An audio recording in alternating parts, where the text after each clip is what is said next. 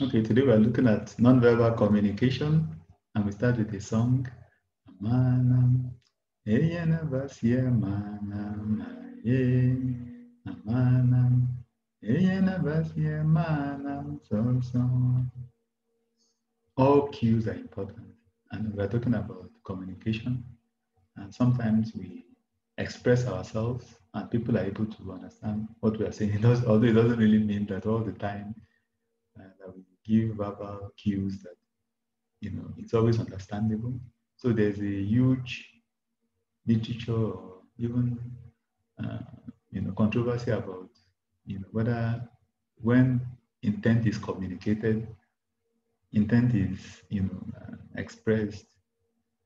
If there's no intent, is there communication or not? So even for verbal and even for non-verbal, sometimes we still mix it up. But the non-verbal, there's a lot of emphasis put on non-verbal because sometimes it's not within our control.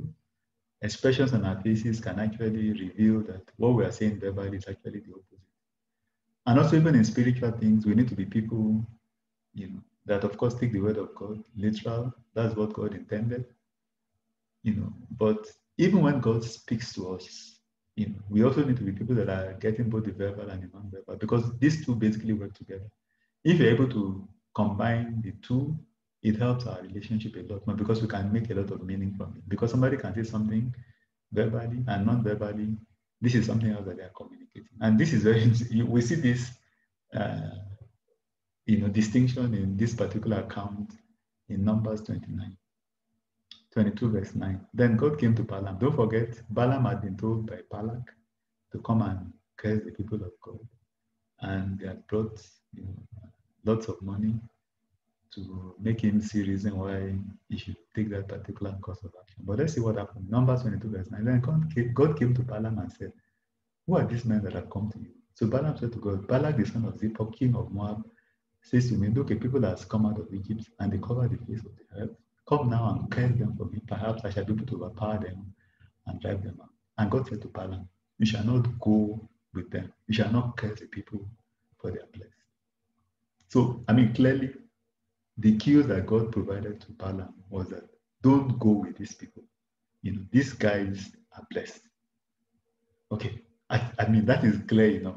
But don't forget, this man wants to win this battle, and he knows that Balaam, can actually, swing, the tide in his favor. So he ups the sum that he wants to give Balaam, the gifts, the money, the incentive was a lot more this time. And interestingly, Balaam is aware that God had told him this, and you can see this, in some of his expressions, chapter verse 18. Then Balaam answered and said to the servants of Balak, though Balak were to give me a house full of silver and gold, I could not go beyond the word of the Lord my God to do less for more. So he knew God had told him, don't go with these guys. You don't curse the people because they are blessed. And himself expressed the same sentiment that even if you were to give me your house full of gold, I'm not going to go anywhere. But look at the next statement that he makes, which shows you that the verbal and the non-verbal are not aligned. Now, therefore, please, you also stay here tonight, that I may know what more the Lord will say to me. What more is God going to tell you? God had told you, don't go, don't curse the people. But of course, you are looking at the incentives they brought, and you're saying, let me go and see whether God will change his mind. And God came to Balaam at night, verse 20, and said to him, if the men come to call you, rise and go with them. But only the word which I speak to you, that you shall do. So Balaam rose in the morning, saddled his donkey, and went with the prince of Moab. And of course, the rest is history. His donkey could see the angel. This man was so spiritually blind, he couldn't see the angel because he had missed both the verbal and the non-verbal cues. And these are things that we need. We don't want to quench the Spirit of God. When God has spoken to you, you are still looking for another way. You think God will change his mind. Just do it. That is your best bet. Just do it.